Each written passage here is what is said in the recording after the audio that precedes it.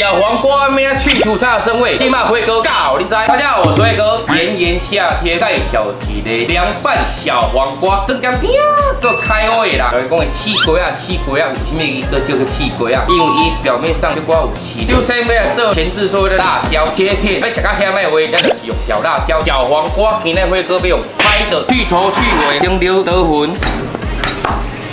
拍的跟我们切的口感下出来完全不一样，放在我们的容器，接下来进行下一步腌制2砂糖5分钟呀。小黄瓜内底水拢比有蒸出来，现在来讲渗透呀，水免倒掉，开始要来做咱调味啊，盐巴、味精、蒜末、辣椒、白醋、水，抓腌它，去一下口味嘞，这个比例先来2起来啦。